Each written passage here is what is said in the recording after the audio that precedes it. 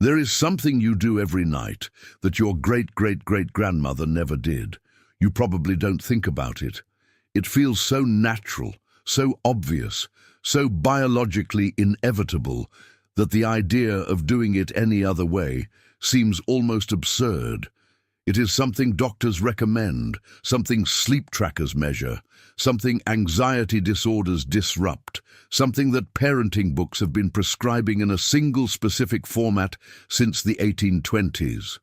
You sleep in one block, 8 hours, uninterrupted, beginning sometime between 10 at night and midnight, ending sometime between 6 and 8 in the morning. The alarm clock, invented specifically for this purpose by a man in New Hampshire in 1787 and mass-produced for the first time in 1876, goes off. You get up. The day begins. This feels natural because it is all you have ever known. But for the vast majority of human history, for every human being who ever lived before the late 18th century, and for most human beings who lived through the 19th, sleep did not work this way. Sleep worked differently, and the story of how it changed, the story of how the way you close your eyes every night was invented deliberately by an industrial system that needed your body to conform to a schedule, is one of the most intimate and least told stories of the Industrial Revolution. That is where we begin tonight. Not in a factory, not in a mine, not in the roaring iron heart of the machine age, in a bedroom, in the middle of the night.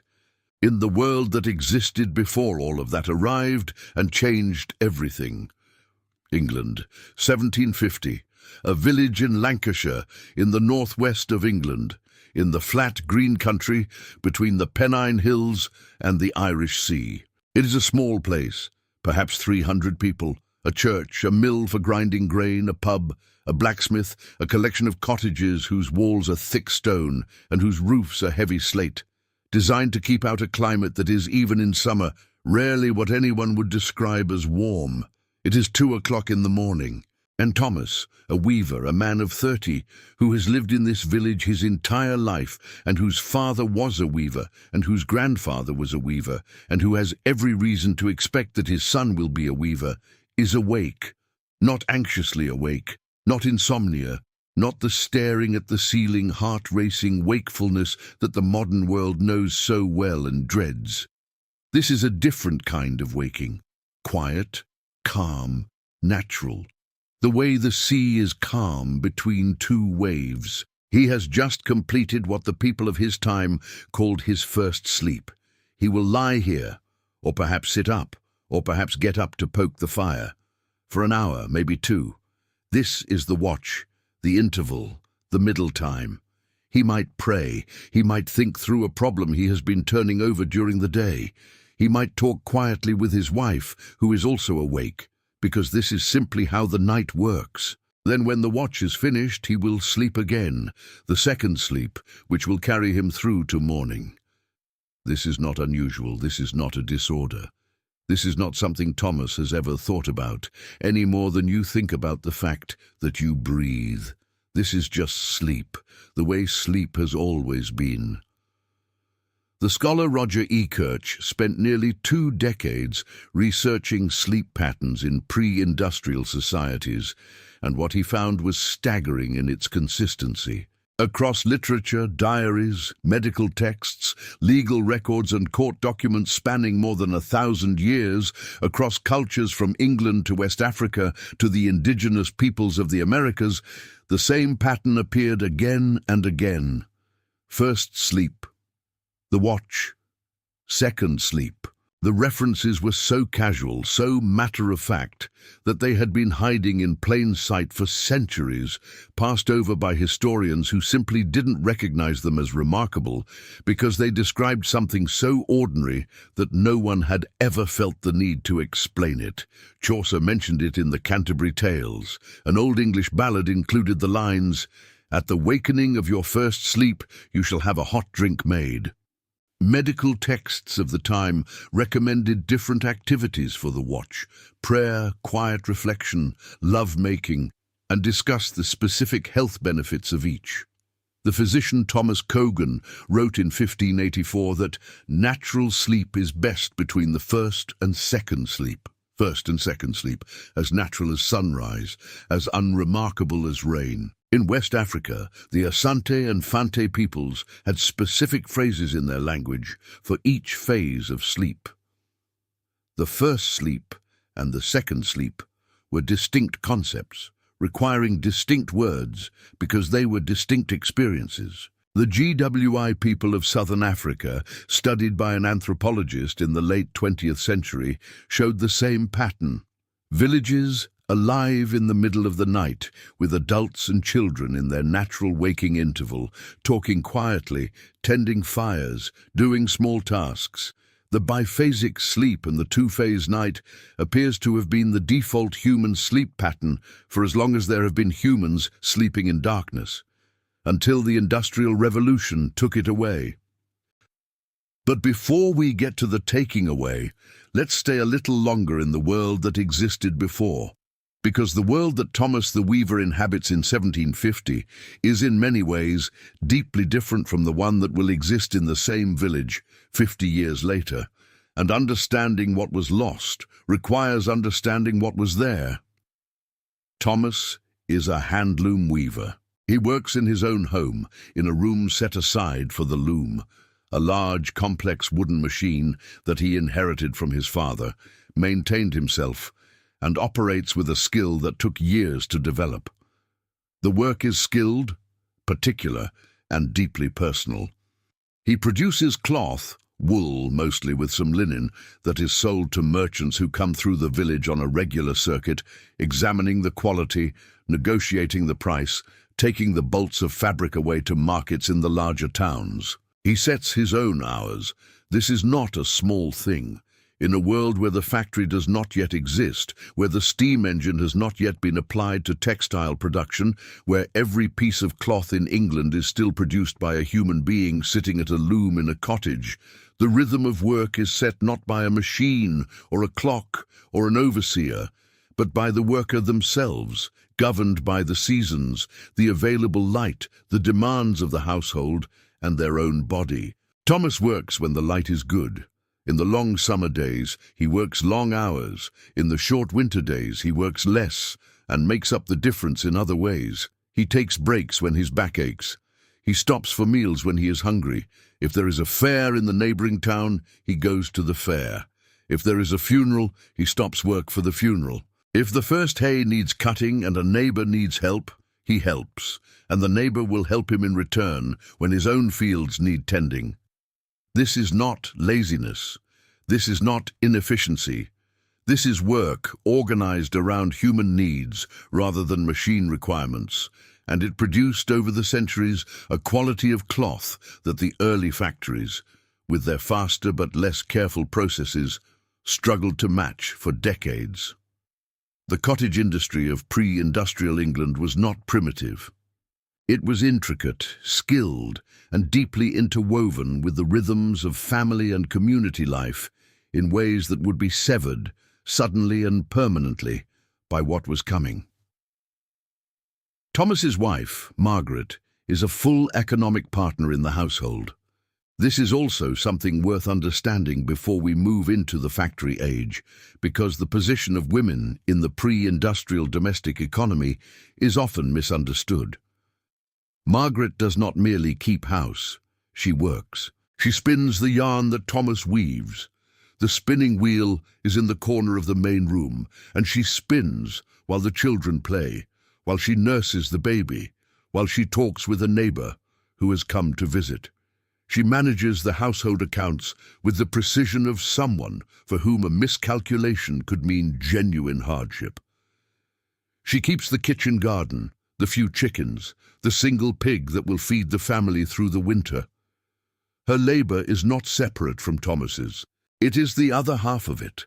The cottage weaving economy required both the spinning and the weaving, and these were in most households divided along gender lines, not because of any arbitrary social rule, but because the practical demands of infant care and household management made the more mobile, interruptible work of spinning more compatible with women's domestic roles, while the loom required sustained, uninterrupted concentration.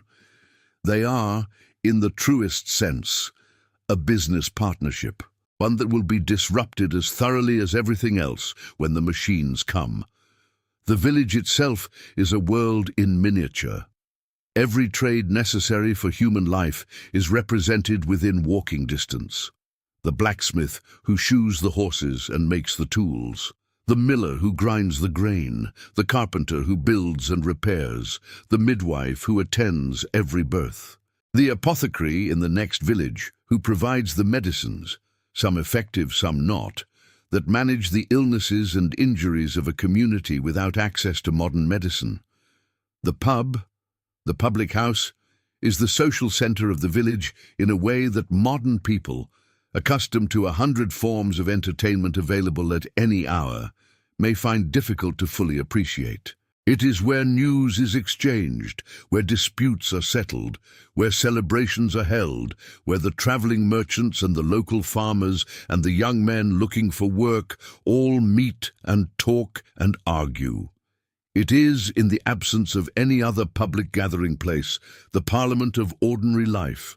The church serves a different function, but an equally central one. The rhythms of the agricultural year are marked by religious festivals, Christmas, Easter, the harvest festivals, the saints' days, that provide the community with regular occasions for collective celebration and mourning. These are not merely religious events. They are the social glue that holds a community of 300 people together through years and generations, creating the shared memory and shared identity that make a collection of households into a place. This world is not perfect. It is not romantic. It has its own forms of hardship, disease, hunger in bad harvest years, the grinding limitations of lives without education or mobility, the casual brutalities of a class system so entrenched that most people never question it. Thomas will die at perhaps 50 or 55, his lungs not great from years of textile dust, his joints worn from the loom. He will never travel more than 20 miles from the place he was born. But it is his world. Its rhythms are his rhythms. Its seasons are his seasons. Its demands are ones he understands and has agency within, however limited. And one night in the watch, the quiet hour between first sleep and second, when he lies in the dark with the fire banked down to embers and the village completely silent around him, he has no reason to imagine that anything will change. He is wrong. Everything is about to change. At Durham, in Birmingham, 60 miles to the south, a man named James Watt is working on something in his workshop. He has been working on it for years. The problem he is trying to solve is essentially this. There is a type of engine, the Newcomen atmospheric engine, that uses steam to create a vacuum that drives a piston. And this engine has been used for decades to pump water out of mines. It works, but it is enormously wasteful of fuel because it heats and cools the same cylinder repeatedly, spending most of its energy on temperature changes rather than mechanical work. Watt's insight, the insight that will change the world, is to separate the condensing cylinder from the working cylinder. Keep the working cylinder permanently hot.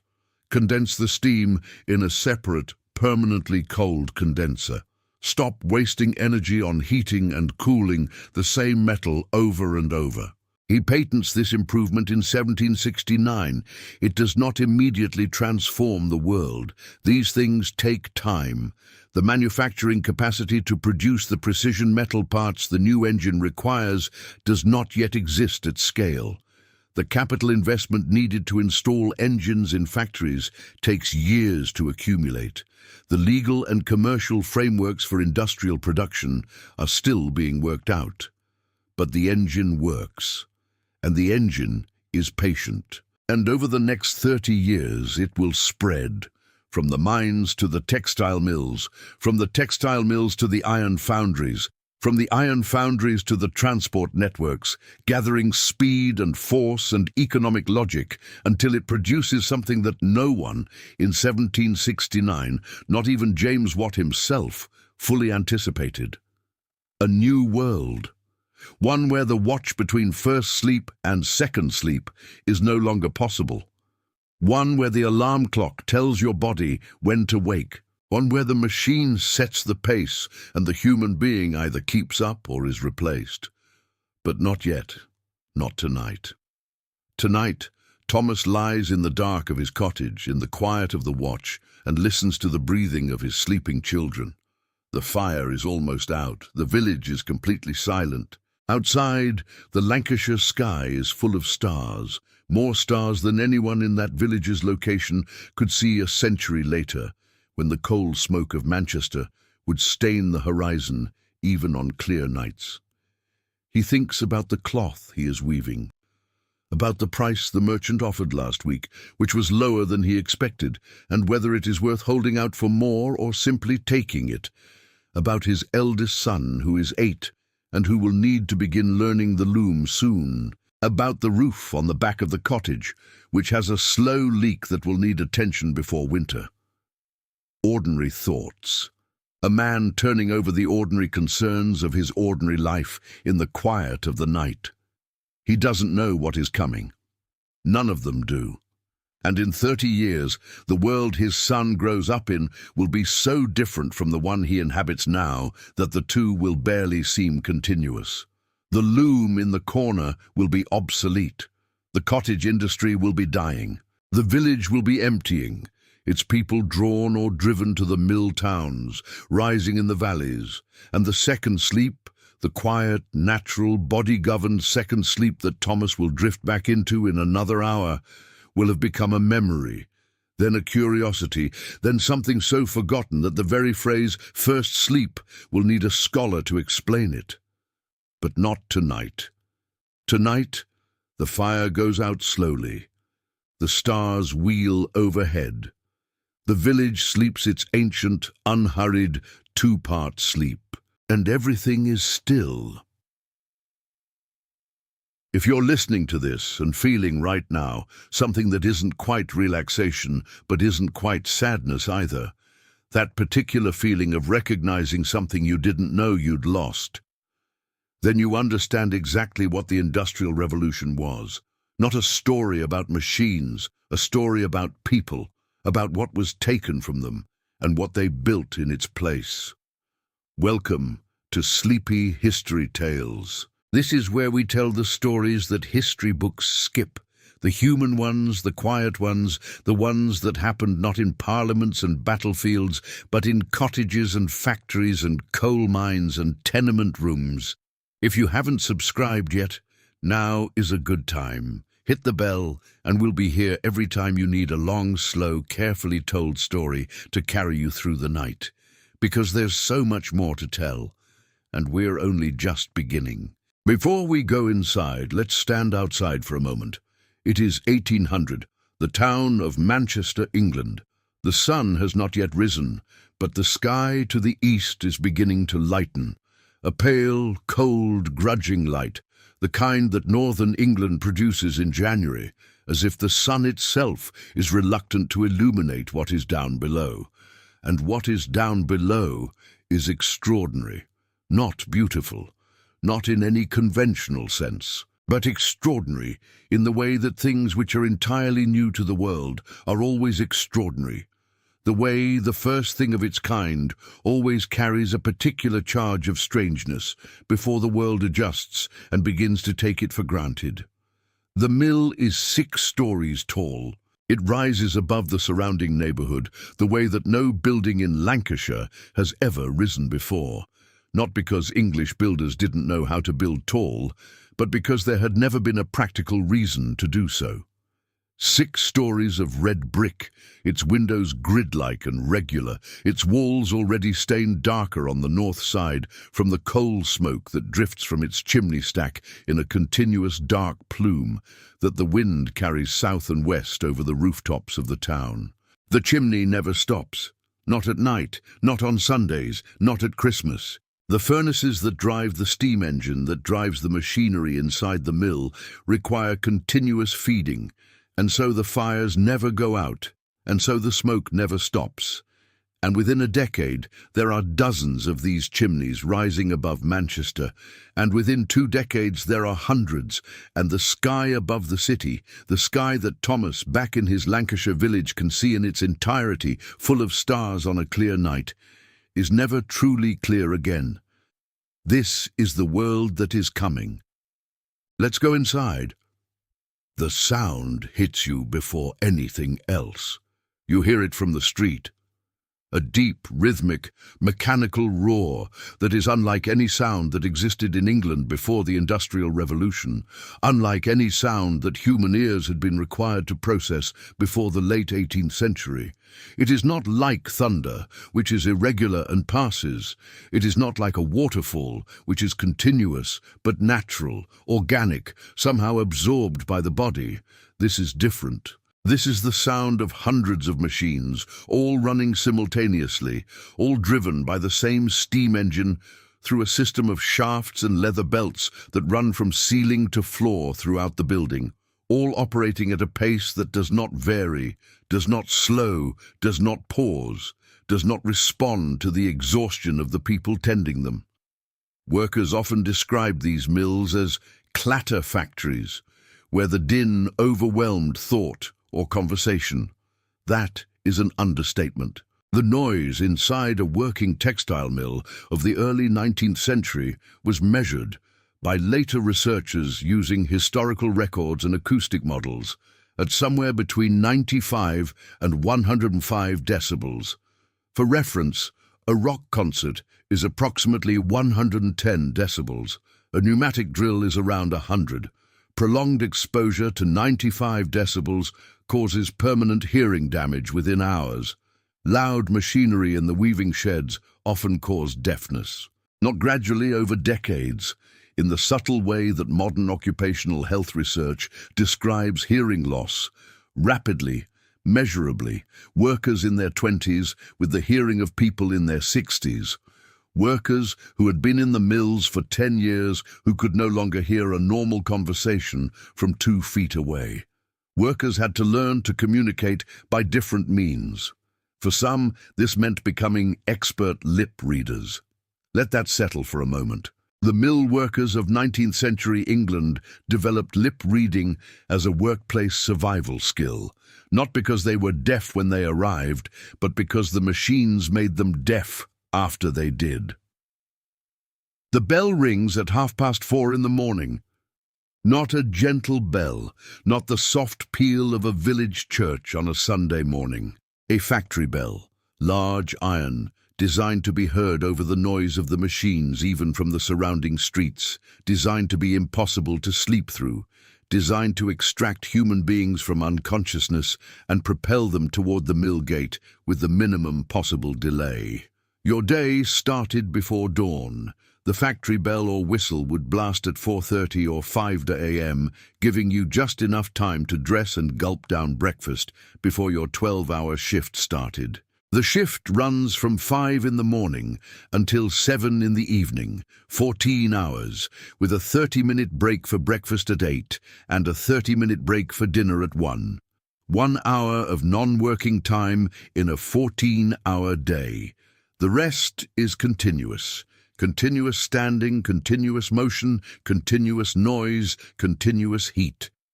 Not only were the machines noisy and sometimes dangerous when they failed, but in order to keep the cotton thread supple and strong, the atmosphere in a factory was deliberately kept warm and damp, hot and wet, like a greenhouse, except that instead of plants growing, human beings are standing at machines for 14 hours, breathing air thick with cotton fibers in a room with windows that are kept closed to maintain the humidity, in a building heated from below by furnaces that never go out. The temperature inside a spinning mill in summer could reach 40 degrees Celsius, 104 Fahrenheit.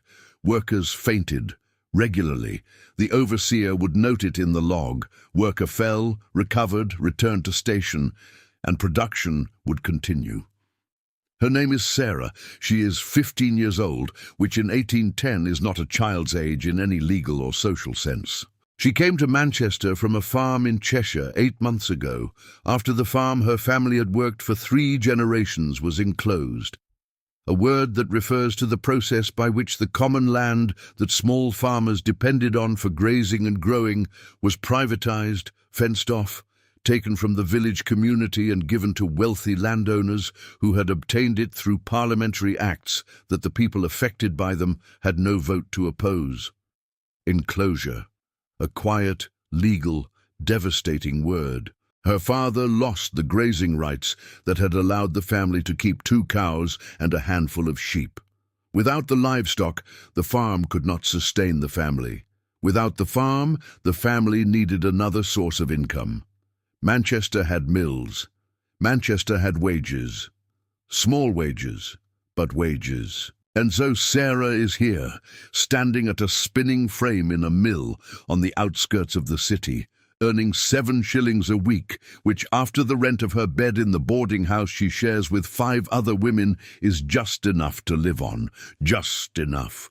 Not more than just enough. Her hands are her most important possession. A spinning frame operative needs nimble fingers, quick reflexes, and the ability to reach without looking, to feel a broken thread and rejoin it in the time it takes the machine to complete one cycle, before the production loss triggers the overseer's attention. Sarah is good at this. She's fast. In the first month she was slow and her pay was docked for the threads she missed. Now 8 months in, her hands move with the automatic speed of trained muscle, her eyes scanning the frame while her fingers work. She does not think about what her hands are doing. She has learned not to. Thinking slows you down. The air in the spinning room is something that defies easy description to anyone who has not experienced it. The cotton plant's fibers, when carded and spun, release a fine white dust that fills the air of the spinning room in a permanent haze. Not thick enough to obscure vision, but thick enough to be visible in the shafts of pale light that come through the high windows. Thick enough to coat every surface in the room with a fine white film by the end of the day. Thick enough that by lunchtime, every worker's hair and eyebrows and eyelashes are white with it. And thick enough, inhaled for 14 hours a day, 6 days a week, year after year, to destroy lungs. Cotton particles filled the air, making breathing them unavoidable. This puts workers at risk of developing a lung disease called byssinosis. The workers called it brown lung. Though the cotton dust itself was white, the disease it produced turned the lung tissue brown and stiff and progressively unable to function.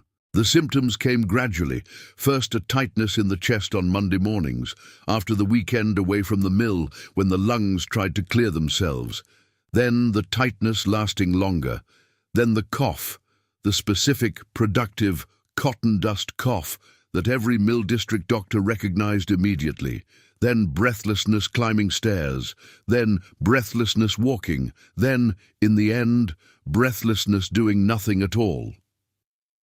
Sarah does not think about this. She is 15. Byssinosis takes 20 years to kill you. 20 years is an incomprehensible distance from 15. She ties another thread. The frame runs on. Up to 40% of accidents at the Manchester Infirmary in 1833 were factory and mill related. Read that again, 40%. Nearly half of every patient admitted to Manchester's main hospital for injuries came from the mills and factories. In the city, where perhaps 1/3 of the population worked in industry, this means that factory work was producing injuries at a rate approximately 3 to 4 times higher than any other activity in urban life. The machines were the reason. The machines of the early industrial revolution were not designed with human safety as a consideration. They were designed for speed and efficiency, for the maximum output of cloth per hour, per shift, per year. The spinning frames, the power looms, the carding machines, all of them featured moving parts, spinning shafts, rotating gears, and rapidly reciprocating components, and none of them had guards. Nothing between the worker's body and the mechanism.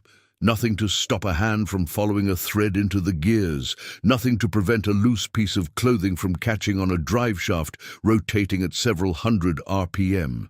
One young girl, Mary Richards, aged just 9 or 10, was tragically crushed to death when her apron strings got caught in the drawing frame she was working at, dragging her into the machine.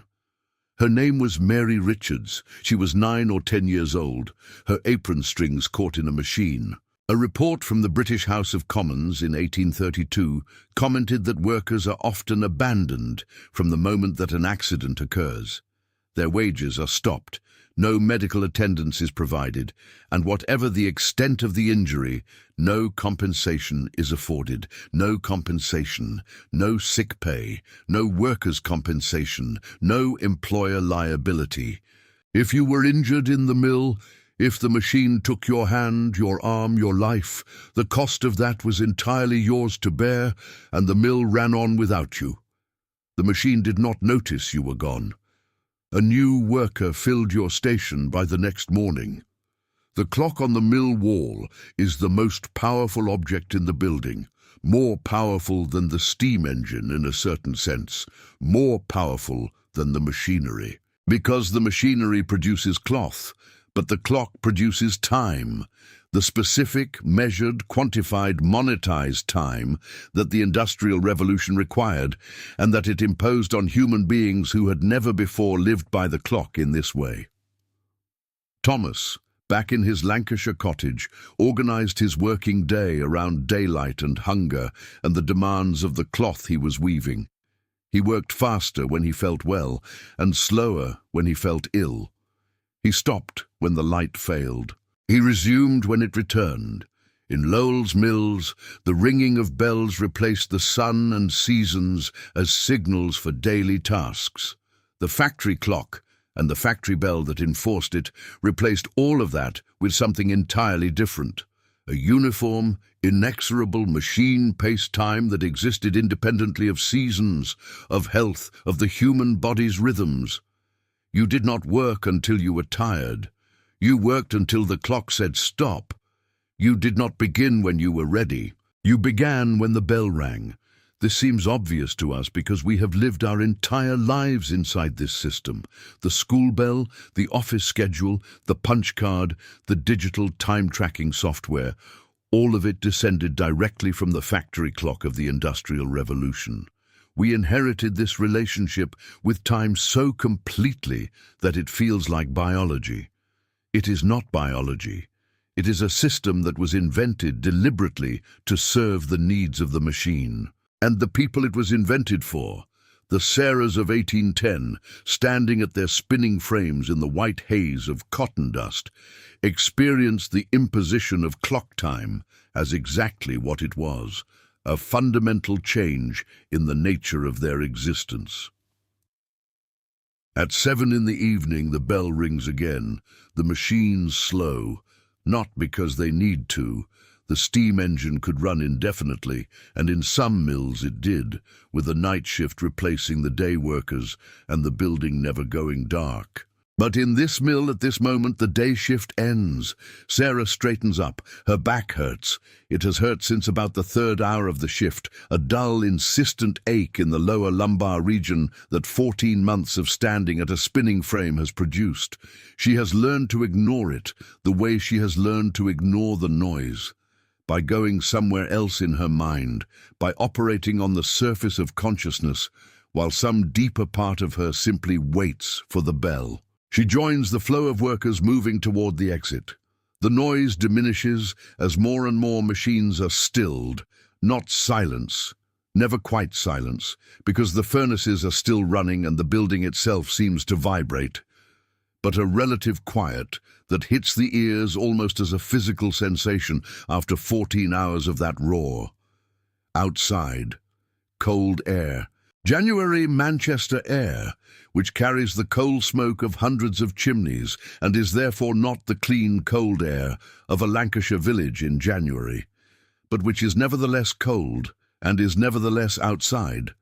And after 14 hours in a hot, damp building, it feels, for one moment, extraordinary. Sarah closes her eyes, one moment. Then she opens them and begins the walk back to the boarding house, through streets that are dark, except for the gas lamps on the main road, in the company of 50 other women who are also walking home in the dark, all of them too tired to talk, all of them carrying the same silence. The boarding house will be warm from the fire. There will be something to eat, bread and dripping most likely, or a bowl of thin soup if the landlady has been generous. She will share the bed with the woman who works the night shift at the mill across the street. They trade the bed in 12-hour intervals, the sheets still warm when Sarah slides in, the other woman already pulling on her boots. 2 women sharing one bed in shifts. The Industrial Revolution even industrialized sleep. But there is one thing that Sarah has in her life in Manchester that she did not have on the farm in Cheshire. Something new. Something that surprised her when she first arrived and has not stopped surprising her since. Other women. Not her family, not the neighbours she had known since childhood. Women from everywhere, from every county in England, from Ireland, from Wales, from Scotland. Women who came here for the same reason she did, who live in the same boarding houses, who stand at the same machines, who understand without explanation exactly what it costs to be here. Though crowded, these quarters created an atmosphere in which women could share experiences and forge bonds of solidarity. In the boarding house common room, in the half hour before the curfew bell at 10 o'clock, the women talk.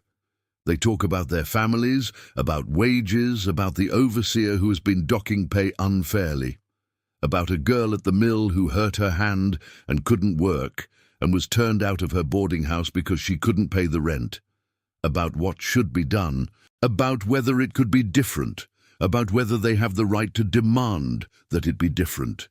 These conversations in boarding houses and pub back rooms and church halls across the industrial cities of England and America are where something begins, something that will take decades to fully develop and will cost more than most of us can imagine and will produce most of the protections that working people in the modern world take for granted.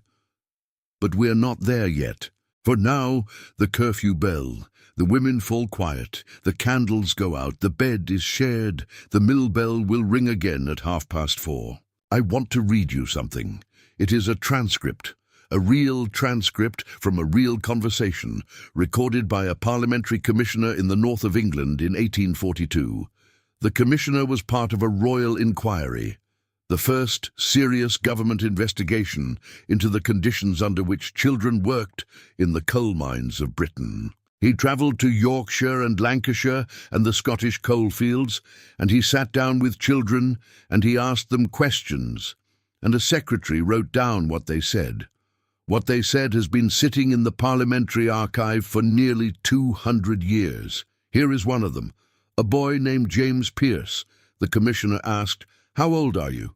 James Pearce answered, "I am 12 years of age." "How long have you worked in the mines?" "I went down to the pits about 7 years and a half ago to open doors. 7.5 years ago. James Pearce began working in a coal mine at 4 years old. He continued, "I had a candle and a fire beside me to show me light. I was 12 hours a day and got 6 pence a day. I attended and got the money. When I was paid, I took it home to my mother. I was 1.5 years at this work. I once fell asleep and was well threshed by a driver. He fell asleep. He was 5 years old, sitting alone in the dark in a coal mine for 12 hours a day, and he fell asleep, and he was beaten for it." Let's understand what James was doing in that mine and why a 4-year-old child was considered useful, necessary to the industrial machine. The coal mines of northern England in the early 19th century were not like the image of a mine most people carry in their heads, a wide tunnel, well lit, with room to stand upright. The coal seams that run through the rock of Yorkshire and Lancashire vary enormously in thickness, and the most profitable seams were often the thinnest ones. Tunnels barely wide enough for a person to crawl through, barely tall enough to sit up in, some of them no more than 16 to 18 inches high. 16 inches.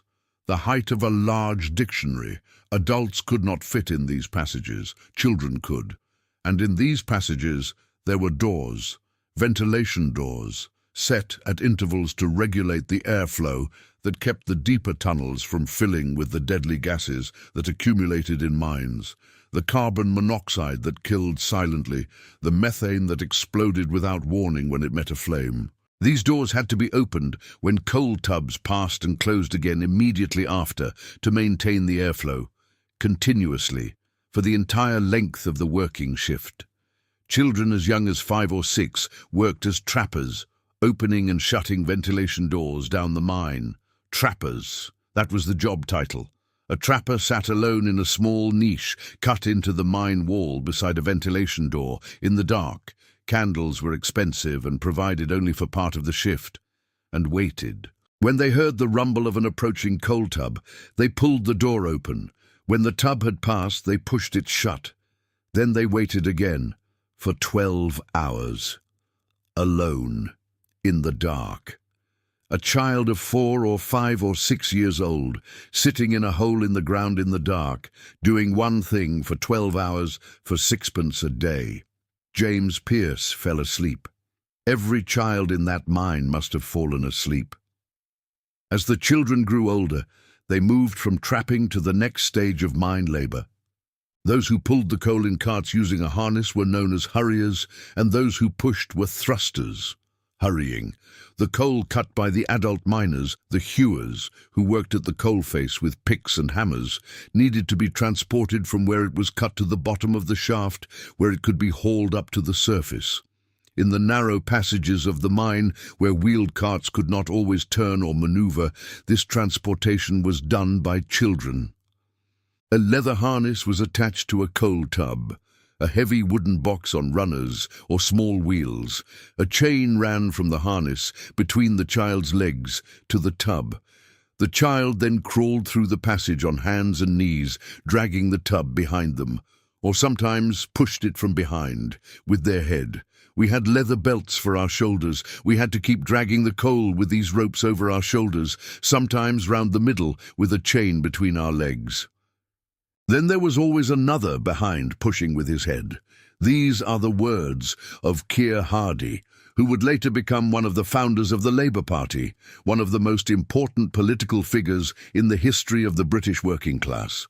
He started as a mine trapper at 8 years old and described his early experience in the mines with the precision of someone who had spent the rest of his life trying to make sure no other child would have to repeat it. The passages could be as low as 16 inches. The tubs were heavy. The shifts were long. The conditions were dark and wet. Mine passages filled with groundwater, and the children who hurried coal often crawled through water that came up to their waists, their clothes permanently wet, their skin perpetually cold. I go to pit at 5 o'clock in the morning and come out at 5 in the evening. I get my breakfast of porridge and milk first. I take my dinner with me, a cake, and eat it as I go. I do not stop or rest any time for the purpose. This is the testimony of another child, unnamed in the record, speaking to the same commission in 1842. 12 hours underground, from 5 in the morning to 5 in the evening, eating a piece of cake while they crawled through the dark because there was no time to stop. Mary Barrett, age 14, described her experience working as a hurrier. I hurry for my brother John and come down at 7 o'clock about. I go up at 6, sometimes 7. I do not like working in pit, but I'm obliged to get a living. I work always without stockings or shoes or trousers. I wear nothing but my chemise. I have to go up to the headings with the men. They are all naked there. I am got well used to that, and don't care now much about it. I was afraid at first and did not like it. They never behave rudely to me. I cannot read or write. Mary Barrett, 14 years old. She cannot read or write. The consequence of working at such an early age was that most children employed in mines never had more than 3 years of schooling. Not because school wasn't available, not because their parents didn't want them educated. Because the mine demanded their bodies from before dawn to after dark, 6 days a week, and there was simply no time for anything else. By the time a child was old enough for the mine to take them, school was over. Education and mine labour were mutually exclusive, and the mine came first because the mine paid sixpence a day and school paid nothing. The economics were merciless. Now let's talk about the girls. Because the 1842 Commission report shocked Victorian England, not just with what it revealed about children, but with what it revealed about women, and specifically about girls working in the mines in ways that the middle-class Victorian public had simply never imagined. Labour was distributed indifferently amongst girls and boys, with no distinction of sex. Girls worked alongside boys and men, often bare-breasted, and participated in nearly every aspect of coal extraction. In the mining towns of Bradford and Leeds, girls hauled coal by dragging carriages from behind, by attaching them by chain to their midsections. In the east of Scotland, the Commission found something that stunned even the investigators: women and girls carrying coal on their backs up steep ladders from the mine face to the surface. Not in carts, not in tubs, on their backs, in baskets called creels, climbing ladders cut into the rock, trip after trip after trip, for 11 or 12 or 13 hours a day. One of the women who testified was Isabel Wilson, 38 years old. She had worked in the pit since she was a child. She had been married 19 years and had 10 children. 7 were still living. She had suffered 5 miscarriages, which she attributed directly to the physical strain of the labour, and she had worked in the pit through all of it. When the Commissioner asked her about working while pregnant, she answered without drama, as a person states a simple fact: the women with children are compelled to take them down early. The implication was plain. If you had children, you brought them with you, because there was nowhere else for them to go, because there was no one to leave them with, because stopping work was not an option. Betty Wardle explained how she had worked in a pit since she was 6 years old. One of her children was born while she was underground. Born underground, in a coal mine. This is not metaphor. This is not exaggeration. This is what the commissioners wrote down. The accident at Husker Colliery in July of 1838 is the event that first brought the reality of child mine labour to the attention of the British public, and crucially, to the attention of Queen Victoria. It was a Thursday. A violent summer thunderstorm broke over the Yorkshire village of Silkstone. The storm was so fierce that the ventilation drift, a sloped tunnel connecting the mine to the surface, flooded rapidly, filling with water faster than anyone could respond. The children working in the mine that day tried to escape. 26 of them did not make it out. The disaster came to the attention of Queen Victoria, who ordered an inquiry. The public became aware of conditions in the country's collieries after an accident at Husker Colliery in Silkstone near Barnsley. A stream overflowed into the ventilation drift after violent thunderstorms, causing the death of 26 children, 11 girls ages 8 to 16 and 15 boys between 9 and 12 years of age. 11 girls, 15 boys. The oldest was 16, the youngest was 8. Their names are on a memorial in the churchyard at Silkstone that still stands today. You can read them.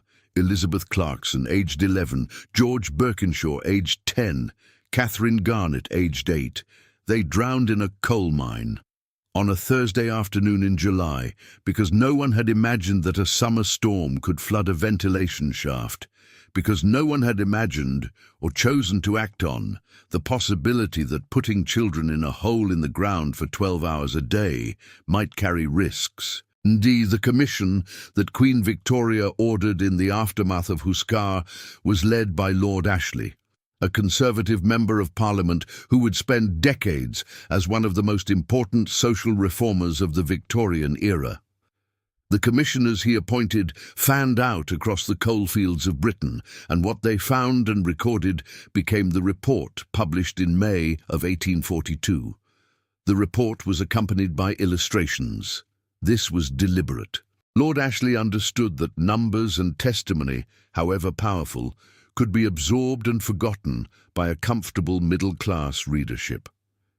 Images were harder to look away from. The illustrated plates in the 1842 report showed what the text described. Children in harnesses, crawling through low passages, chains between their legs. Women carrying coal on their backs up ladders in the dark. A trapper child, sitting alone in a niche beside a door, candle in hand, in a tunnel barely wide enough to fit a body. Victorian society was shocked to discover that children as young as 5 or 6 worked as trappers, opening and shutting ventilation doors down the mine before becoming hurriers, pushing and pulling coal tubs and corfs. Shocked. This is the word the historical record uses. Victorian society was shocked, which raises the obvious question, how did they not know? The answer is that they did know. They had simply never been required to look directly at it, to see it described and illustrated in a government document with the full weight of official documentation behind it. The knowledge existed. The not looking was deliberate, a collective management of discomfort that is, to be honest, not entirely unfamiliar to us now. Lord Ashley presented his Mines and Collieries Bill to Parliament within a week of the report's publication. He wrote in his diary, "The feeling in my favour has become quite enthusiastic. The press on all sides is working most vigorously." The bill passed. The Mines and Collieries Act 1842 forbade women and girls of any age to work underground and introduced a minimum age of 10 for boys employed in underground work. 10 years old. The minimum age for underground coal mining in Britain, as established by law in 1842, was 10 years old. This was considered a significant achievement. This was considered progress. Because it was progress, inadequate, insufficient, barely there progress, but progress measured against what had existed before, which was no minimum age at all. The mine owners' response to the legislation was instructive. Charles Vane, 3rd Marquess of Londonderry, an owner of several collieries, led the opposition in the House of Lords. He declared that some seams of coal required the employment of children, and certain pits, which could not afford to pay men's wages, must either employ children or close down. In the thin coal mines, it is especially requisite that boys varying in age from 8 to 14 should be employed, as the underground roads could not be made of sufficient height for taller persons without incurring an outlay so great as to render the working of such mines unprofitable. Let's be clear about what the Marquess of Londonderry was saying. He was saying that the business model of his mines depended on the availability of children small enough to fit in passages too narrow for adults. That widening those passages to accommodate adult workers would cost money, and that the cost of widening the passages was more significant to him than the cost of sending 8-year-olds underground in chains. He was saying the quiet part out loud, and he was saying it in the House of Lords, where men like him had been saying things like this for decades without consequence. This time, the consequence came. The bill passed, not by as much as the reformers wanted, not quickly enough for the children already in the mines, but it passed. What happened to those children after the law passed is a story with mixed answers. Some left the mines and found other work. Some found themselves without income and their families without the supplement their wages had provided, because the law had banned their labor but had not provided any alternative. Some mine owners simply ignored the law. Enforcement was minimal. Inspectors were few, and the mines were deep and dark and not easily monitored. There were still many abusers of the new laws, and many parents still desperately needed the extra income their working children brought. But attitudes were finally changing in wider society in regard to using children for labor. James Pearce, the boy who was beaten for falling asleep at his ventilation door, testified to the commission at 12 years old. We do not know what happened to him afterward. The record does not follow him further. He gave his testimony. I'm 12 years of age. I went down to the pits about 7.5 years ago. And then he returned to whatever life was available to him, and the historical record let him go. He would be in his mid-20s when the great Chartist movement of the 1840s shook Britain with its demands for political representation for working people. He would be in his 40s during the strikes and union actions of the 1860s and 1870s that slowly, painfully, built the legal framework protecting workers that the modern world inherits. He might have been part of it. He might have been in the crowd at a meeting, or signed a petition, or simply voted, if he lived long enough to see working men get the vote, for someone who promised that things would be different. We don't know. But he was there in that mine at 4 years old in the dark, with a candle and a fire beside him to show him light. And 12 hours a day and 6pence, and when he fell asleep, he was well threshed by the driver. He was there, and the fact that we know his name, that the commissioner wrote it down, and the secretary recorded it, and it was printed in a parliamentary paper that survived nearly 200 years, means that he is, in the most modest and most permanent way, still here. James Pearce, 4 years old in a coal mine, remember him. In 1700, Manchester was a market town of fewer than 10,000 people, not a city, a town, the kind of place that held a weekly market, had a church at its centre, knew its own boundaries, and could be crossed on foot in 20 minutes. The kind of place where people knew each other's names, where the blacksmith and the miller and the clothier all traded at the same market square, where the rhythms of the week were set by the church bell and the rhythms of the year by the agricultural seasons. By 1801, Manchester had 75,000 people. By 1841, 40 years later, a single lifetime, it had 228,000. By 1851, it was the second largest city in England, with over 300,000 inhabitants, and growing so fast that the maps made one year were obsolete the next, streets appearing and disappearing, neighbourhoods rising and collapsing, the physical fabric of the city in a state of continuous violent transformation that no one could fully track and no one was in charge of managing. England's urban population share grew from about 20% in 1750 to over 50% by 1851, driven by enclosure acts displacing agricultural workers and the pull of higher urban wages in manufacturing. A civilization that had been predominantly rural for its entire history became, in the space of a single century, predominantly urban. This had never happened before, anywhere in the world. No one knew how to manage it, and the consequences of that ignorance fell, as consequences usually do, on the people with the least power to absorb them. Let's look at what the city actually looked like, not the Manchester of the grand civic buildings that were rising in its centre. The warehouses and exchange buildings and eventually the town hall, expressing in their solid stone architecture the confidence and ambition of the merchant class that was getting very, very rich from all of this. Not that Manchester, the other one, the Manchester where the workers lived. Some 4,000 people, mostly Irish, inhabited one slum. The cottages were very small, old and dirty, while the streets were uneven, partly unpaved, not properly drained and full of ruts. Heaps of refuse, offal and sickening filth were everywhere interspersed with pools of stagnant liquid. This description comes from Friedrich Engels, writing in 1844, and he was not given to understatement.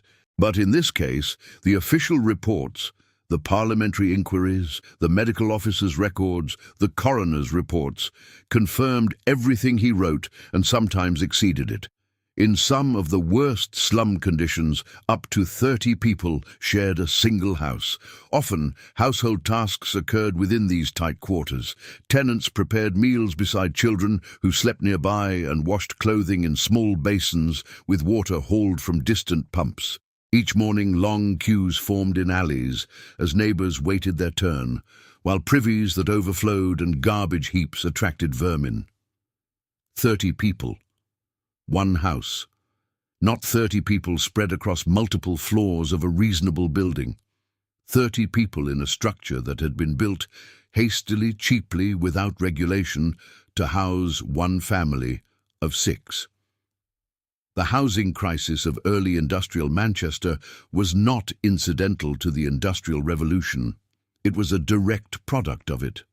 People moved in so rapidly there was not enough capital to build adequate housing, so low-income newcomers squeezed into overcrowded slums. Clean water, sanitation, and public health facilities were inadequate. The death rate was high, especially infant mortality and tuberculosis among young adults. The mill owners needed workers. Workers needed housing. Housing was built, the minimum possible housing, the cheapest possible construction, the maximum possible density, by landlords whose only consideration was profit and who operated in a city with no building regulations, no sanitation requirements, no minimum standards of any kind. The result was exactly what you would expect if you removed all constraints from the housing market and flooded a small town with 250,000 desperate people in 40 years. It was a catastrophe. The houses themselves, the back-to-back terraces that Engels documented with diagrams that still defined working-class Manchester neighbourhoods decades later, were not simply small. They were structurally inadequate in ways that compounded every other problem. There were no building regulations in place, and many houses were overcrowded. It was not unheard of to find a whole family living in one room or an entire street sharing one set of outdoor toilets. Often, houses were put up quickly and cheaply in order to provide for the huge numbers of workers. Quite often these houses were poorly built and unsafe. In 1839, the Select Committee noted that many houses want timbers, windows, floors, slates and lath and plaster, houses missing floorboards, houses missing window glass, the openings simply holes in the wall, sometimes stuffed with rags in winter, houses whose roofs leaked so thoroughly that the upper floor was uninhabitable in rain, which in Manchester means uninhabitable for a significant portion of the year.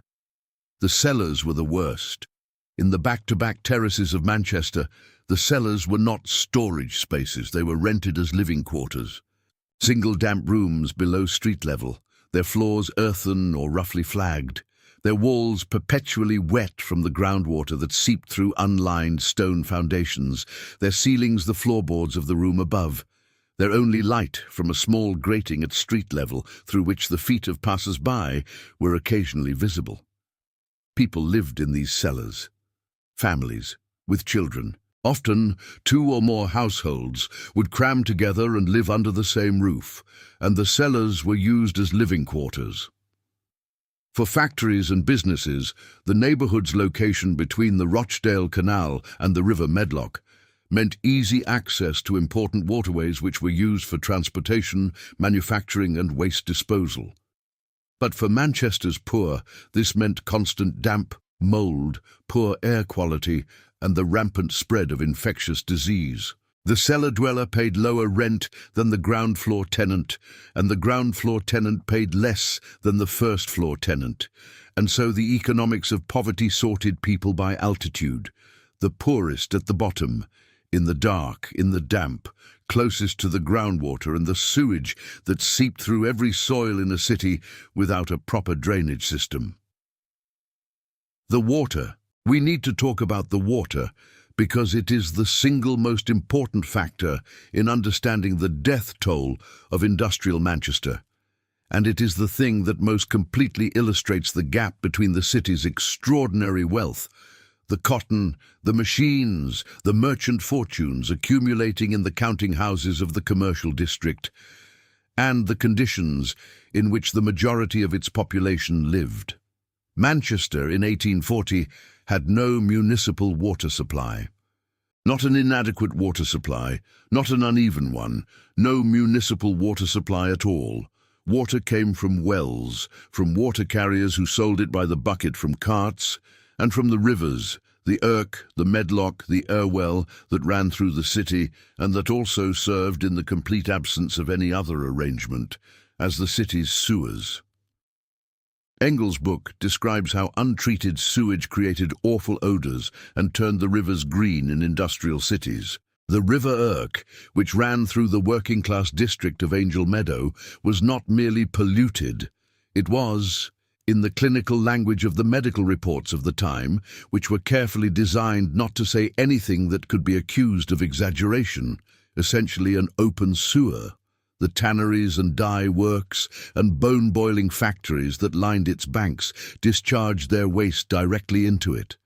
The privies of the overcrowded houses near its banks drained into it.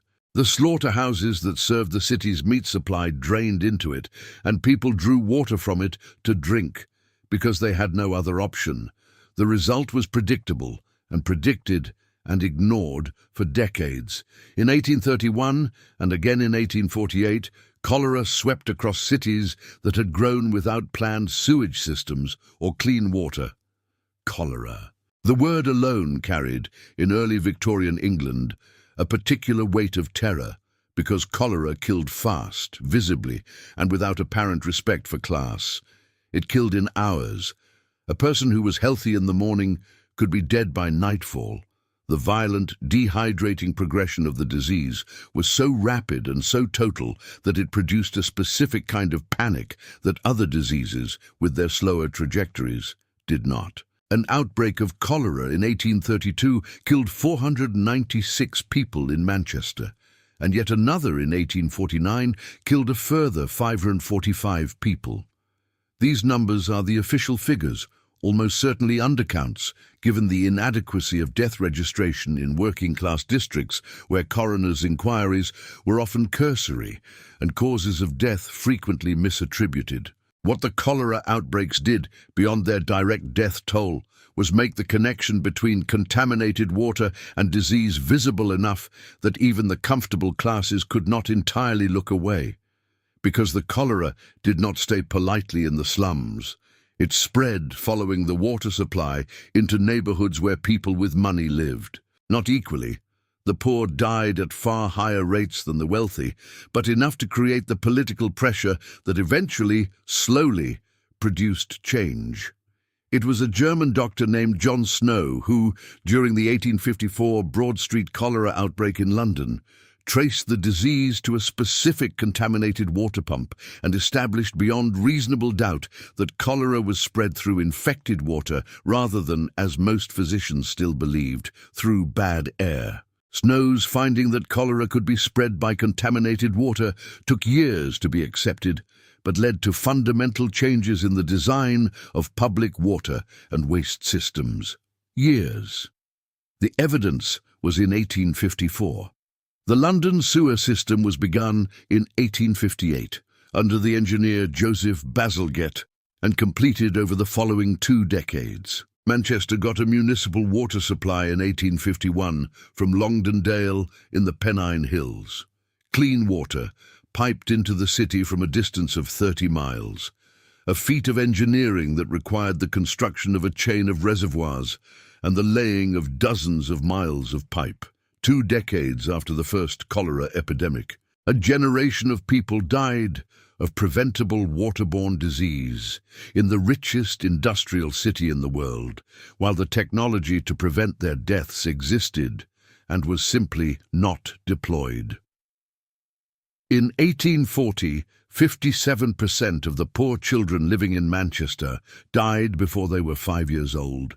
In rural areas, this was 32%, 57%. More than half of all poor children born in Manchester in 1840 were dead before their 5th birthday.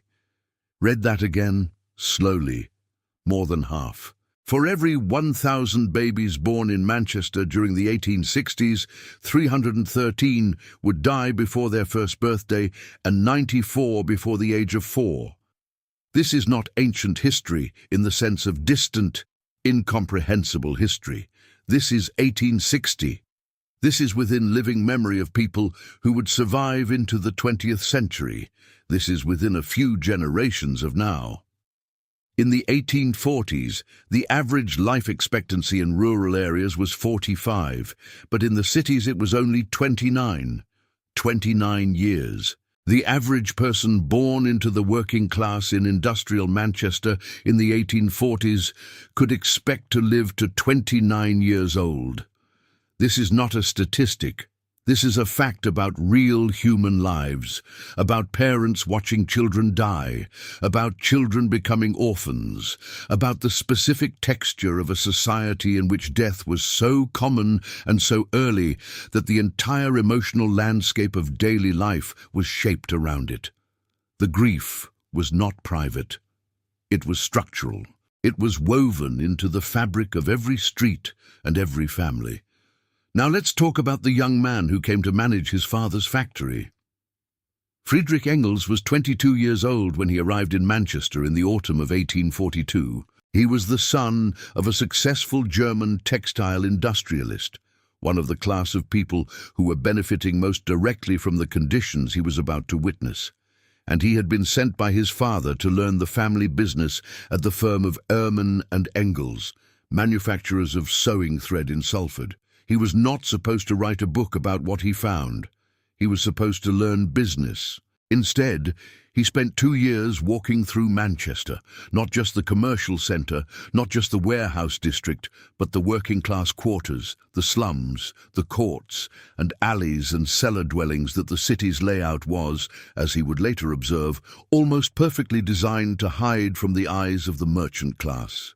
Owing to the curious layout of the town, it was quite possible for someone to live for years in Manchester and to travel daily to and from his work without ever seeing a working-class quarter or coming into contact with an artisan.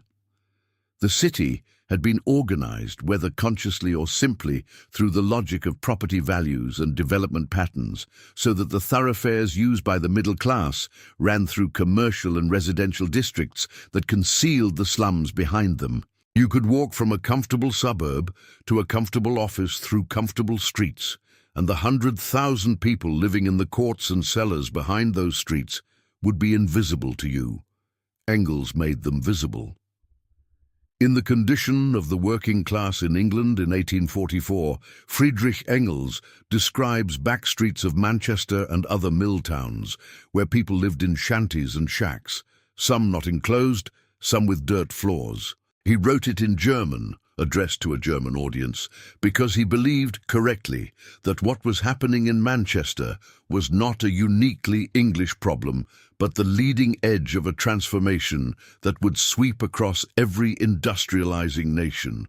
He wanted the world to see what industrialization actually looked like from below, before it arrived in their cities and towns and was declared inevitable and natural and the price of progress. After their second meeting in 1844, Karl Marx read and was profoundly impressed by the book. Engels showed Marx his book, convincing Marx that the working class could be the agent and instrument of the final revolution in history. The book became one of the most influential texts of the 19th century. It shaped the political philosophy that drove the labor movements, the trade unions, the socialist parties, and the welfare state reforms that eventually transformed the conditions it described. It did not do this quickly.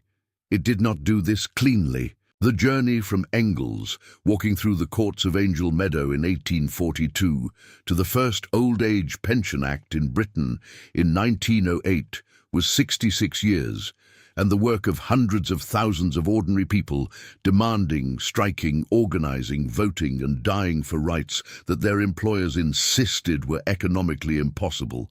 But it started with someone looking, really looking, and writing down what he saw. There is one more neighborhood we should visit before we leave Manchester. It was called Little Ireland. The Little Ireland district of Manchester was the smallest and most short-lived Irish settlement in the city, yet it left behind an infamous legacy.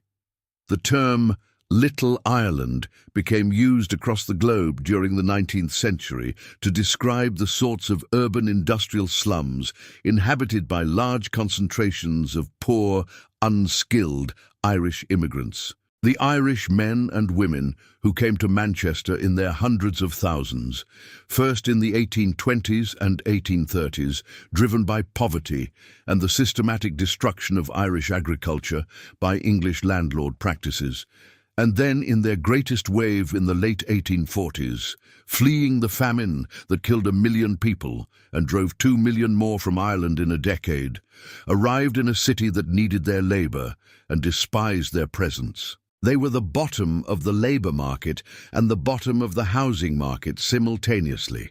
They took the lowest paid jobs because they needed work immediately and could not afford to wait for better opportunities. They lived in the worst housing because it was the cheapest, which meant they could pay it, which meant the landlords had no incentive to improve it. They were blamed for the conditions of the slums by people who had created those conditions before the Irish arrived. These terrible living conditions led many English to imagine the Irish as being dirty, sinful, and ultimately beneath them. A red plaque located at 8 Great Marlborough Street honours the Irish men, women and children who fled desperate circumstances in their home country, endured poverty and discrimination in England, and quietly propelled the Industrial Revolution. Quietly propelled the Industrial Revolution. That is a remarkable phrase in its quiet way. The men who dug the canals, the navigators, navvies, who cut the waterways that linked Manchester to Liverpool to Birmingham to London, moving by hand more earth than the builders of the Egyptian pyramids, were largely Irish. The women who worked the spinning frames alongside Sarah were often Irish. The men who laid the railway tracks that replaced the canals were largely Irish. The people who built the physical infrastructure of the industrial economy were, in enormous proportion, people who had been driven from their homes by a different economy's failures. They are remembered by a plaque on a street in Manchester, which is something, and not enough, and something. The city that swallowed the village did not do so cleanly or kindly or with any particular regard for the people being swallowed. It did so because it needed their labour, and labour was cheap, and the gap between what the cotton and iron and coal were worth and what the people who produced them were paid was the margin that made the merchant class rich and the working class sick and the slums dense and the rivers green and the children dead before their 5th birthdays. This is not a complicated economic analysis. It is simply what happened. And it happened in the most advanced industrial nation in the world, in the richest era that nation had yet experienced, while the wealth produced by all of this labour was building the warehouses and exchanges and country houses and civic institutions that Victorian England would later point to as evidence of its extraordinary civilization. The civilization was extraordinary. The cost of it was paid by people who had very little say in the matter, but they did not stay silent forever. That story is next. On the night of March 11th, 1811, a group of men gathered on the moors outside Nottingham. They had been meeting like this for weeks, in secret, after dark, away from the towns where they worked and the mills where they were watched. They practiced military drills by lamplight on the open moorland, their breath visible in the cold air, moving in formation through manoeuvres that served no immediate military purpose, but that served another purpose entirely: the practice of acting together, as a body, with discipline and intention. They had a leader, or rather, they had a name for their leader, a name that was also a symbol, a myth, and a protection all at once, because if no one person was the leader, then no one person could be arrested and executed for being the leader. They called him General Ludd. He did not exist. Or rather, he existed as a story, the story of a weaver named Ned Ludd, who, years before, had smashed 2 stocking frames in a rage after being ordered to change his working methods, and who had become, in the folk memory of the textile workers of the North and Midlands, a figure of resistance, a symbol of what it meant to say no. On March 11th, the group that called themselves Luddites, self-described followers of General Ludd, marched to a stocking factory in Arnold, near Nottingham, and they did something that would make their name last for 200 years. They smashed the machines. The word Luddite has come down to us as an insult, a shorthand for someone who is irrationally afraid of technology, who opposes progress out of ignorance or fear. It is used casually and constantly to dismiss people who raise concerns about the social consequences of technological change. This usage is not only historically inaccurate, it is, in a very specific way, exactly backwards. The Luddites were not opposed to the use of machines per se. Many were skilled operators in the textile industry. They attacked manufacturers who were trying to circumvent standard labor practices of the time. Read that again.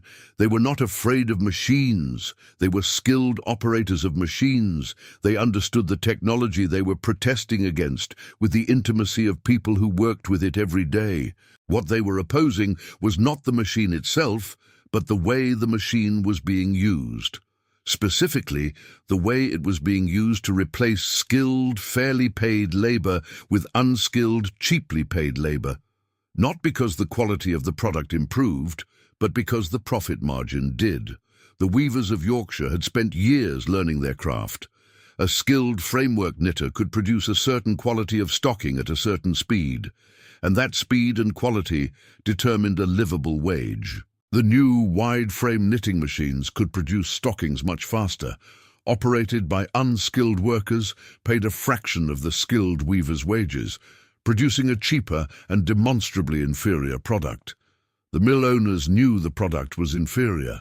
They sold it anyway. The skilled workers were not being replaced by better workers.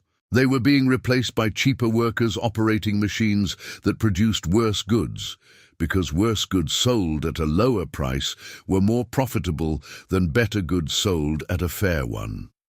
This was the Luddites' actual complaint, not progress, not technology, a specific concrete economic grievance about the use of technology to lower wages and destroy skills. It was a reasonable complaint. The government's response was not. The Luddite movement began on March 11, 1811, and spread rapidly throughout England over the following 2 years. The British economy suffered greatly in 1810 to 1812, especially in terms of high unemployment and inflation. Within months of that first night in Arnold, the movement had spread to Yorkshire and Lancashire. Attacks on mills escalated in frequency and coordination. In Chatterton near Oldham, around 3,000 workers took to the streets and destroyed over 90 power looms. 6 rioters were shot dead and many arrested. The government deployed 13,000 soldiers to suppress the Luddites, more troops than Wellington had taken to the Iberian Peninsula at the start of the Napoleonic Wars, which was happening simultaneously. Let that comparison settle. Britain was fighting Napoleon with fewer soldiers than it deployed against its own textile workers. Parliament made machine-breaking a capital offence. Capital, meaning death. You could be hanged for destroying a knitting frame. In the spring of 1813, 17 Luddites were tried at York Assizes. 3 were hanged for the murder of a Yorkshire mill owner, William Horsfall, who had made the mistake of declaring publicly that he would ride up to his saddle in Luddite blood. 7 more were hanged for attacks on mills. The remaining 7 were transported to Australia. The executions broke the movement, not immediately. Isolated Luddite actions continued until 1816, but the combination of military suppression and judicial terror was eventually effective. By December of 1812, the main wave of frame-breaking had subsided, partly because of vigorous suppression and partly because of improved economic conditions. The machines stayed. The skilled weavers and their way of life did not. Within a generation, the handloom weavers of England, men like Thomas, who we met at the beginning of this story, sleeping his 2-part sleep in a Lancashire cottage, had largely ceased to exist as an economic class. The craft that had sustained families for centuries was obsolete, replaced by power looms operated by workers who earned a fraction of what a skilled weaver had earned. Many former weavers ended up in the mills themselves, doing the very work they had resisted for the wages they had fought against. This is what losing looks like. not all at once, gradually, then completely. But the impulse that drove the Luddites, the conviction that workers had the right to resist conditions imposed on them without their consent, did not die with the movement. It went underground. It found other forms. It became something more patient and more durable than frame-breaking. It became organization. By the 1810s, the first labor organizations to bring together workers of divergent occupations were formed.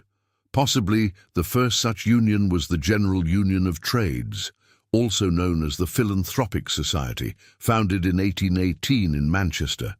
Manchester again, always Manchester. The early trade unions operated in conditions of severe legal restriction.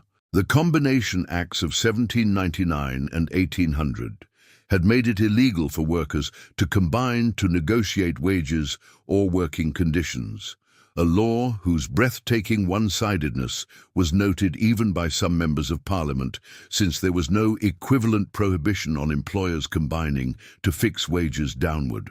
Workers who organized could be prosecuted. Workers who went on strike could be imprisoned. And yet they organized. And yet they struck, because the alternative was simply accepting whatever was offered. And increasingly, what was being offered was not enough to live on.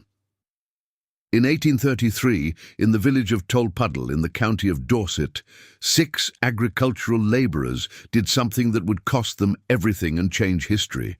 They formed a union, not in a factory town, not in a smoky industrial city. In a quiet village of green fields and thatched cottages, where the Industrial Revolution had not yet arrived in its full force, but whose effects were being felt in the gradual downward pressure on agricultural wages that was pushing rural workers toward the same edge that urban workers had long since fallen over.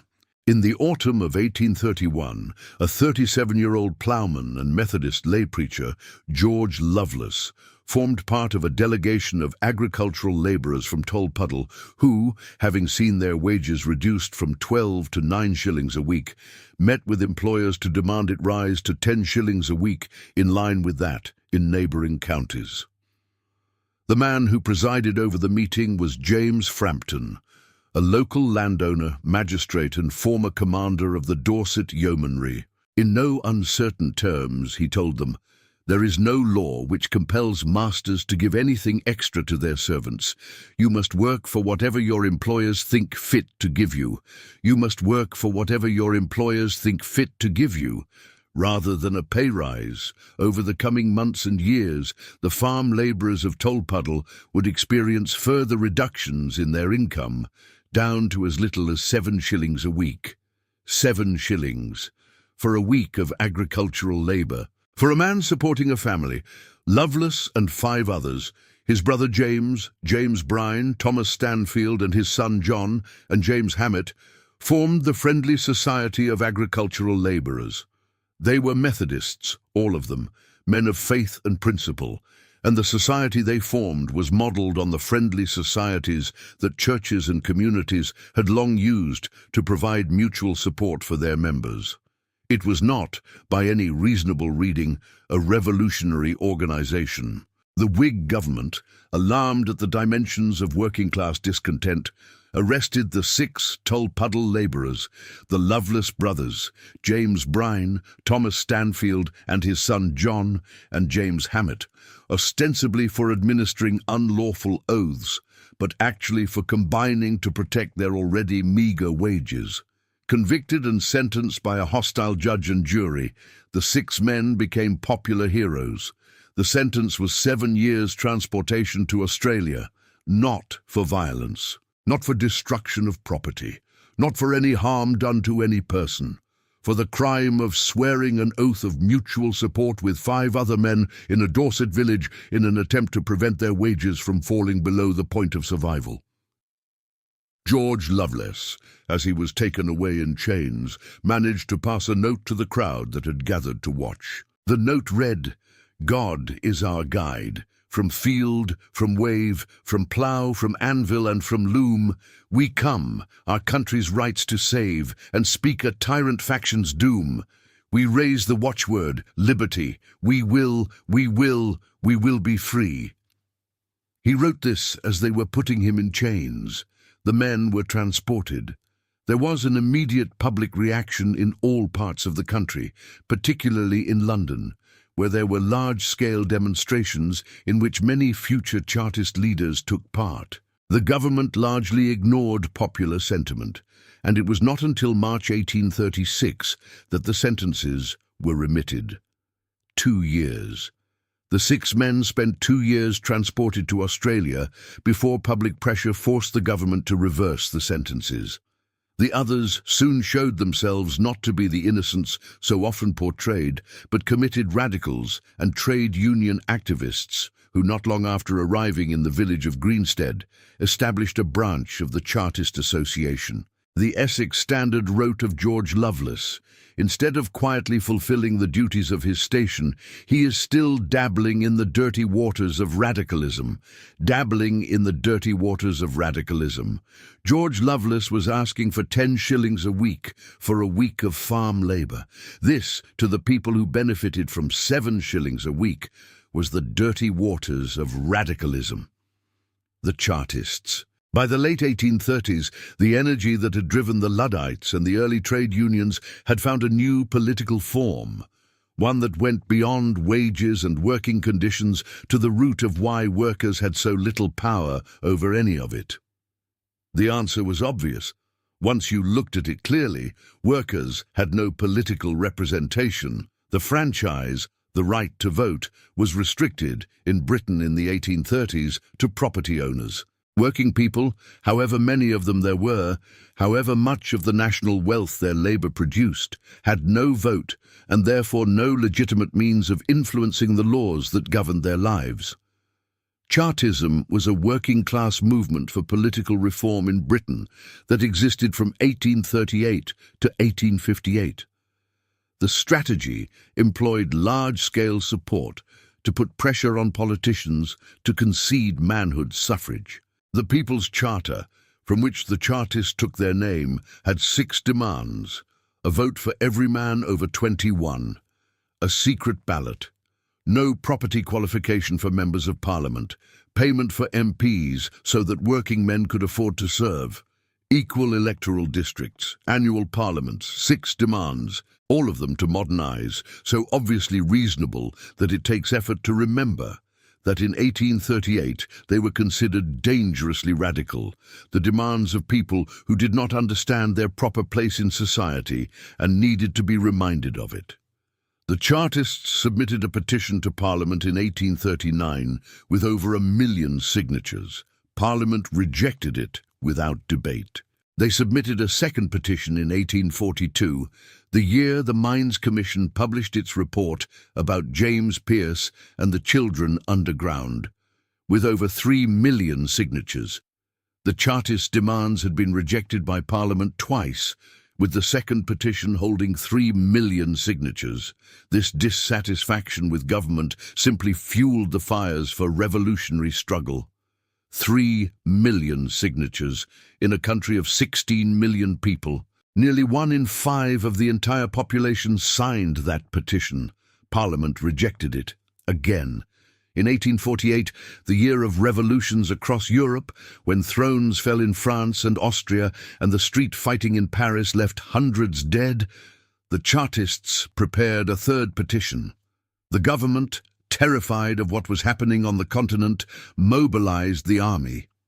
The Duke of Wellington, 80 years old and the hero of Waterloo, came out of retirement to organize the defense of London.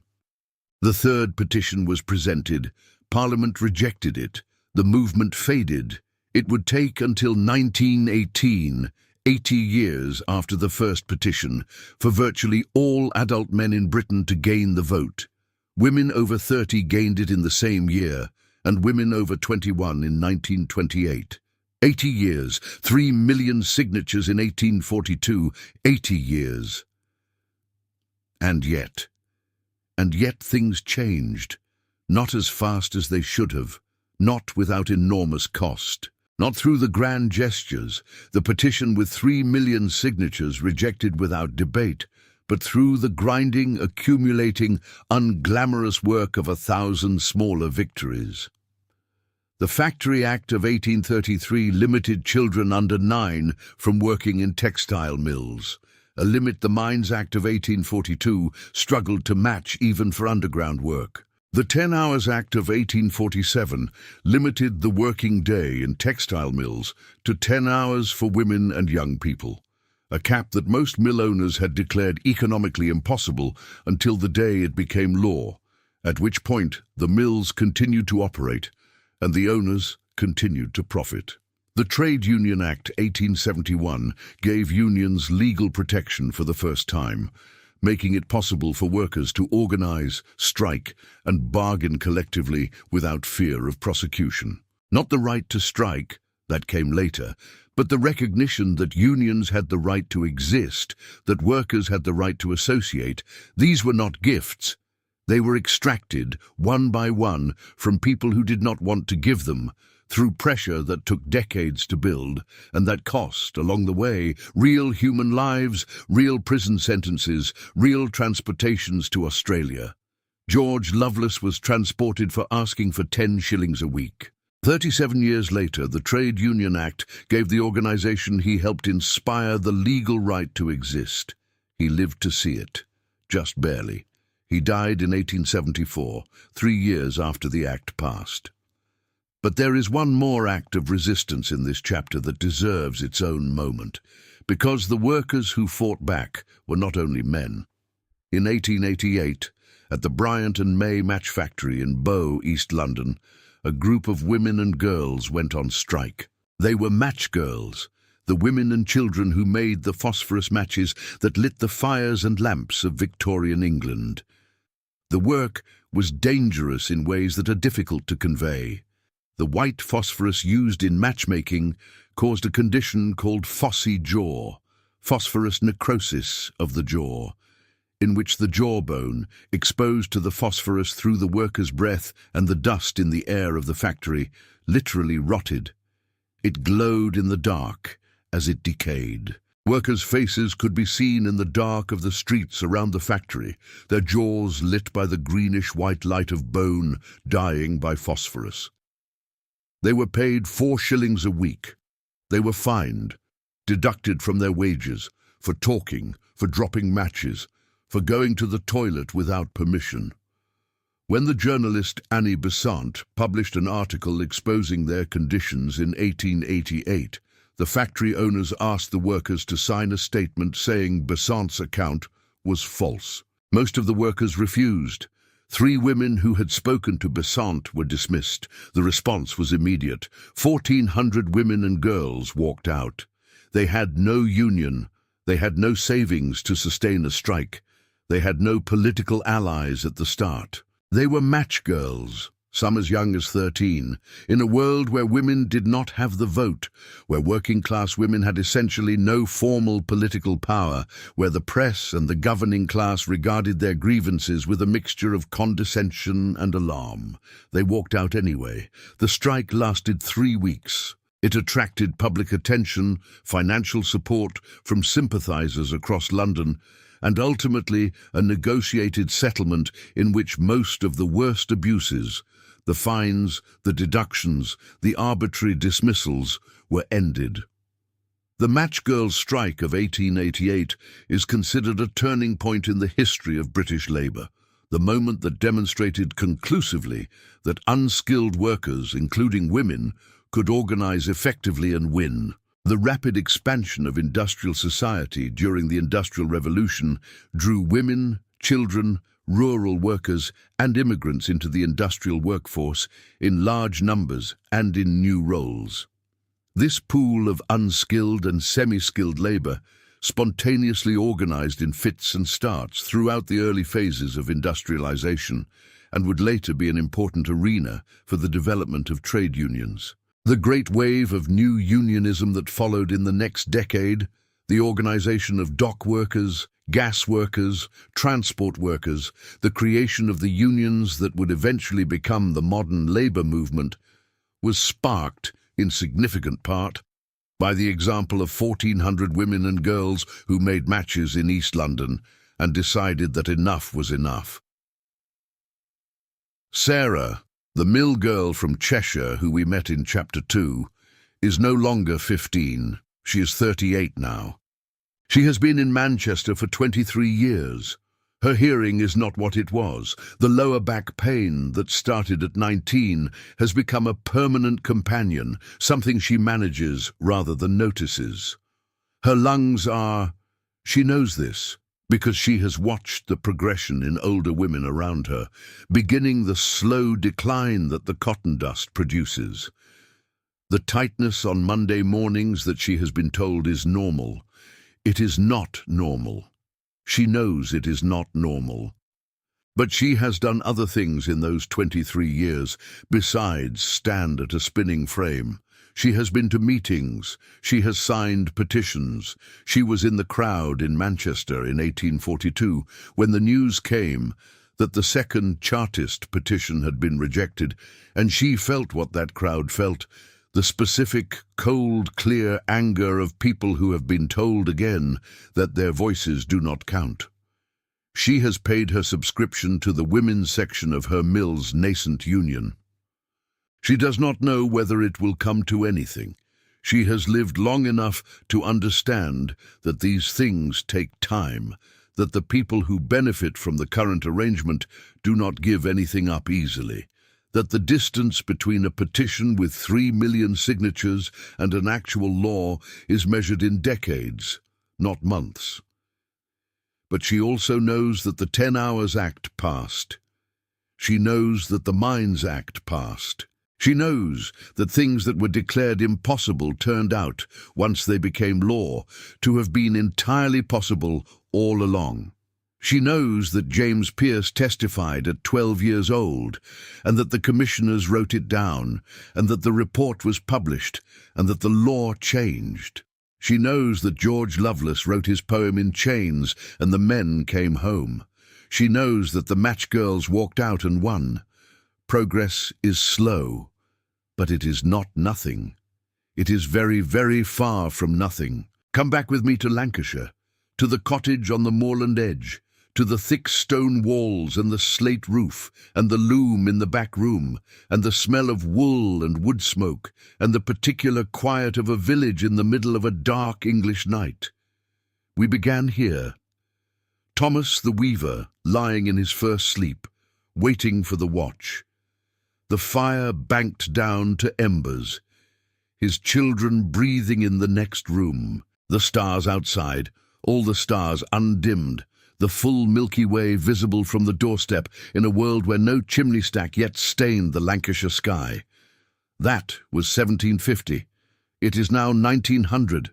150 years have passed, and the world that existed in that cottage, the world of the handloom weaver, of the cottage industry, of the two-part sleep and the self-set working day, and the craft passed from father to son across unbroken generations. That world is gone so completely that most of the people living in England in 1900 have never seen it, never known anyone who lived it, have no personal memory of it at all. Thomas's great-grandchildren live in Manchester. They work in factories. They wake to an alarm clock. Let's count what changed. Not in the abstract, not in the language of economics and productivity and GDP, in the specific, concrete, daily life terms of what it means to be a human being. The working day changed. During the Industrial Revolution, most people working in manufacturing had 80 to 100-hour weeks, working between 10 and 16 hours, including children, for 6 days every week. 100 hours a week, 6 days out of 7, from before dawn until after dark, for the entirety of your working life, which began at 4 or 5 or 6 years old and ended when your body could no longer sustain it. This was not the way things had always been. Thomas set his own hours. Medieval peasants worked seasonally, intensely during harvest, lightly during winter, with dozens of saints' days that functioned as mandatory holidays throughout the year. With the Industrial Revolution, work ceased to be seasonal and limited by daylight hours as it had been in the past. Factory owners were reluctant to leave their machinery idle. The machine did not rest. The machine had no concept of Sunday, no interest in saints' days, no awareness of the difference between summer and winter. The machine ran as long as there was fuel to power it and workers to tend it. And since the machine was the investment, and the investment needed to produce returns, the workers ran when the machine ran. This was the new reality of labor, and changing it required everything the previous chapter described.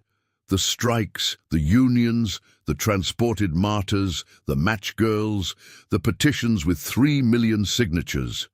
All of it deployed over a century of struggle to reclaim, piece by piece, hours that had been taken. By 1817, the Welsh manufacturer and social reformer Robert Owen had already seen the future and named it. He formulated the goal of the 8-hour day and coined the slogan, 8 hours labor, 8 hours recreation, 8 hours rest. 8, 8, 8. 24 hours divided into 3 equal parts. 1 for work, 1 for life, 1 for sleep. A principle of such elegant simplicity that it seems once stated to be self-evident. Of course, this is how human time should be arranged. Of course, it took over a century to make it law. The fight for shorter work hours gained momentum with the labor movement, culminating in the establishment of the 40-hour workweek in the United States through the Fair Labor Standards Act of 1938. 1938. Owen coined his slogan in 1817. The distance between the idea and the law was 121 years. The weekend is the other thing. We don't think about the weekend as an invention. It feels geological, permanent, structural, as if Saturdays and Sundays off have always existed and always will. But they haven't always existed. They were fought for, negotiated, legislated, and are still in many parts of the world and many industries not guaranteed. Before industrialization, the rhythm of the agricultural week was organized around Sunday as the Christian day of rest. 1 day off. The other 6 were working days, though the intensity varied seasonally. The mills and factories that arose in the early Industrial Revolution ran 6 days a week as a matter of standard practice. Monday through Saturday, from before dawn until after dark, 100 hours a week. What emerged first in certain industries was the St. Monday tradition, a practice by which workers, particularly skilled artisans, informally took Monday off as well as Sunday, extending their weekend by a day. The practice was not sanctioned. It was simply done, workers not appearing on Monday mornings, the implicit understanding being that a slightly shorter week was the price employers paid for the loyalty of skilled workers they couldn't easily replace. The concept of the 5-day working week gained prominence in the early 20th century.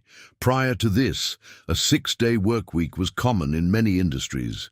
Henry Ford changed the mathematics in 1926. Henry Ford introduced 40-hour work weeks with 5 working days, with no cut in wages, after discovering that 48-hour work weeks yielded only a small increase in productivity that lasted a short period.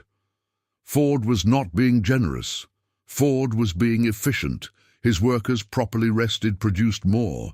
His workers with more leisure time bought more, including, eventually, the cars they made.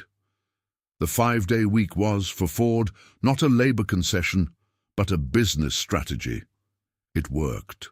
Other manufacturers followed, and the 5-day week slowly became the standard that billions of people now organize their lives around. Not because industrialists wanted to give workers their Saturdays, but because the workers who got their Saturdays spent them buying things. The weekend was an economic calculation that turned out to also be a human good. And then there is sleep, the thing we started with. The first sleep and the second sleep and the quiet watch in the middle of the night when Thomas lay in his Lancashire cottage and turned over his ordinary thoughts in the ordinary dark. That sleep pattern, the biphasic sleep, the natural two-part night that appears to have been the human default for most of human history, did not survive the Industrial Revolution. It could not survive it. Not because of anything wrong with the pattern itself, but because of what the Industrial Revolution required. Factories needed workers at specific times. Shifts needed to begin and end at specific hours. A worker who woke naturally at 2 in the morning, lay awake for an hour, and then returned to sleep until 7 was useless to a mill that needed them at the gate at 5. The gas lamp changed the night first. The modern movement for the 8-hour day originated in the Industrial Revolution in Britain, where industrial production in large factories transformed working life. But before the 8-hour day was won, before the working day was shortened to something that allowed a full night's sleep, the simple extension of artificial light into the evening hours was already beginning to compress the night, making it possible and then normal, and then expected to stay awake later, which pushed first sleep later, which left less time for the watch, which eventually made the watch disappear altogether. The alarm clock finished the job. The average post-industrial revolution working week was 100 hours split across 6 agonizing days. There was no time for a leisurely biphasic night. There was barely time for an uninterrupted single sleep. The body's natural rhythm, the 10,000-year-old pattern of first sleep and watch and second sleep, was overridden by necessity, and then by habit, and then by the cultural assumption that this was simply how sleep worked.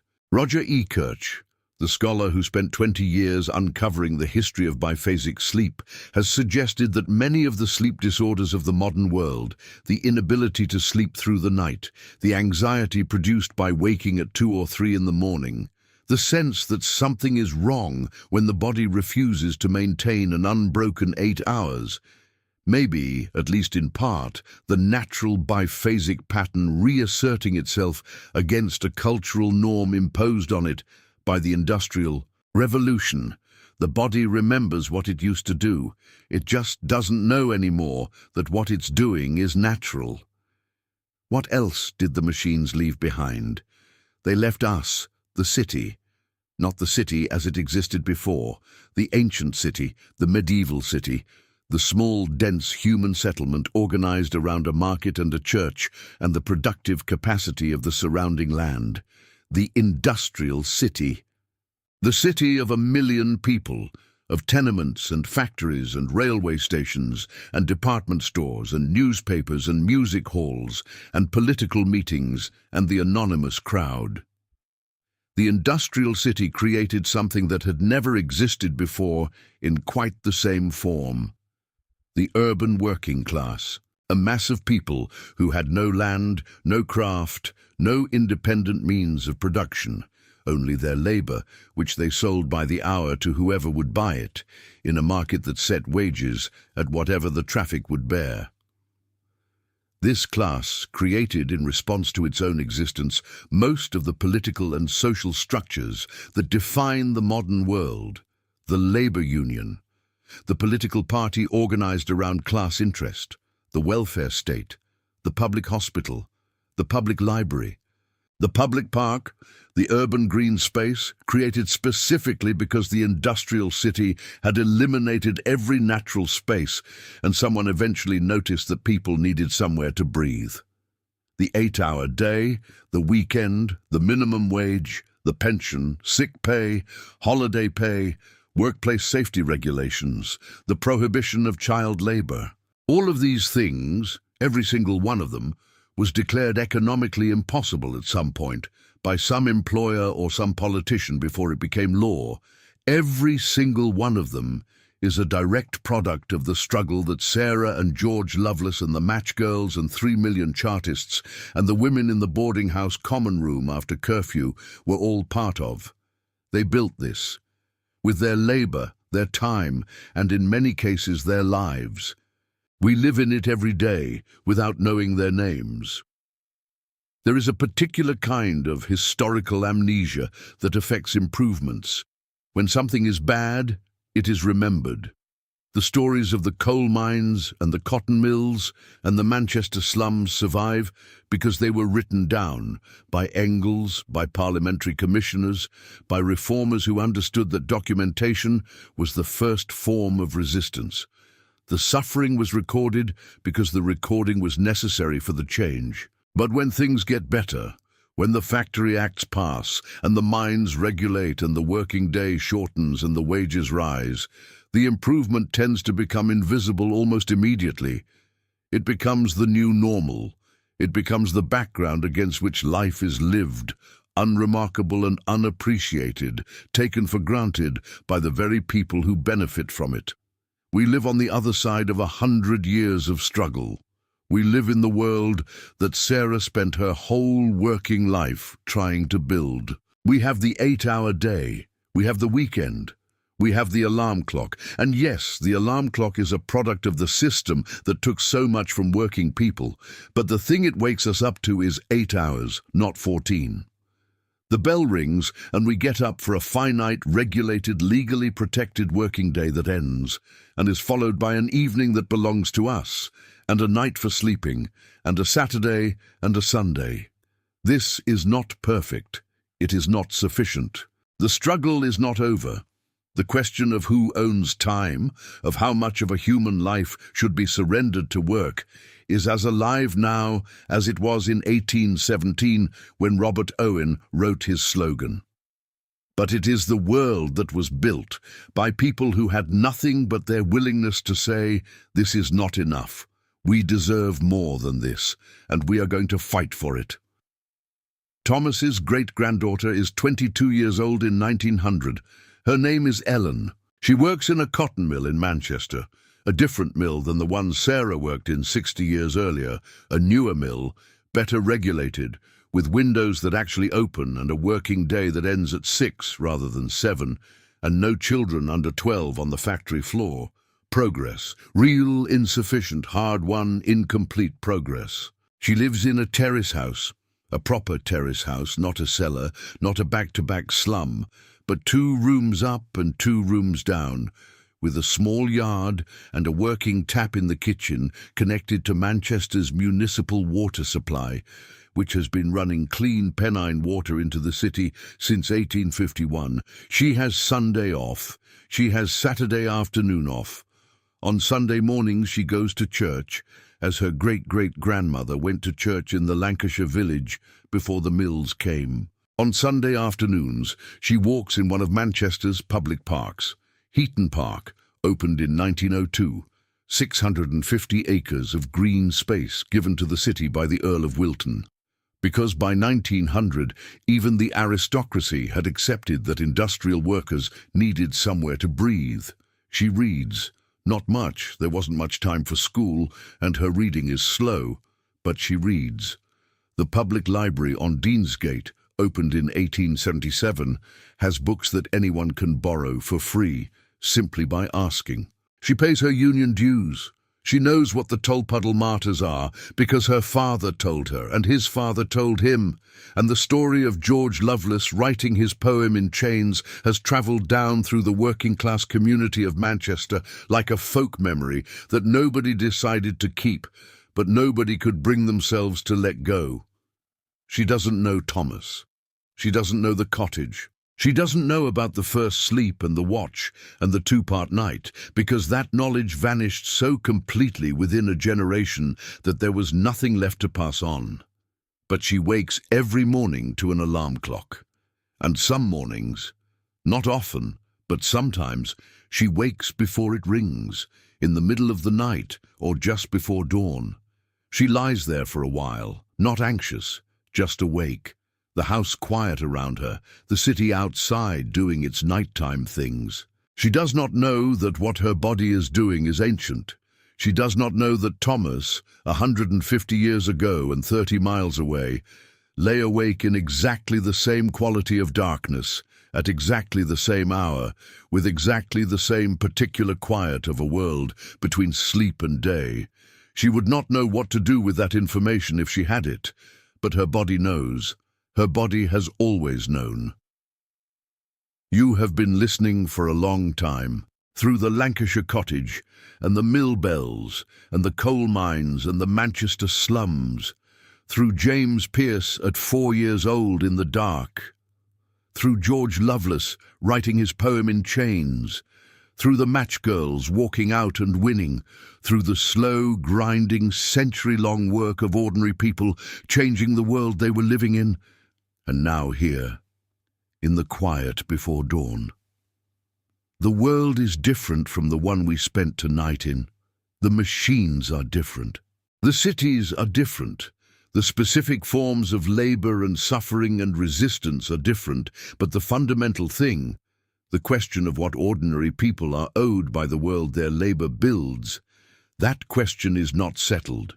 It has never been settled. It is being asked right now, in this century, in new forms, in new industries, by new versions of Sarah and George Loveless and the 1400 match girls.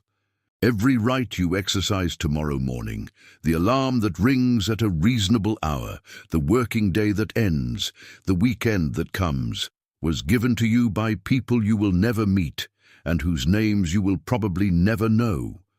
They gave it to you anyway, because that is what progress is, not a gift from above, not the natural evolution of enlightened values, a fight conducted by ordinary people, over generations, at great cost. And the thing they fought for, in the end, is simple. Time.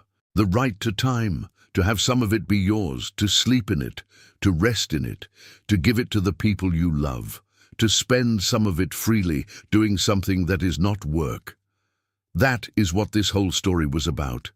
From Thomas's first sleep to Ellen's alarm clock, from the cottage on the moor to the factory floor, from the darkness of the coal mine to the morning light coming through the window of a terrace house in Manchester.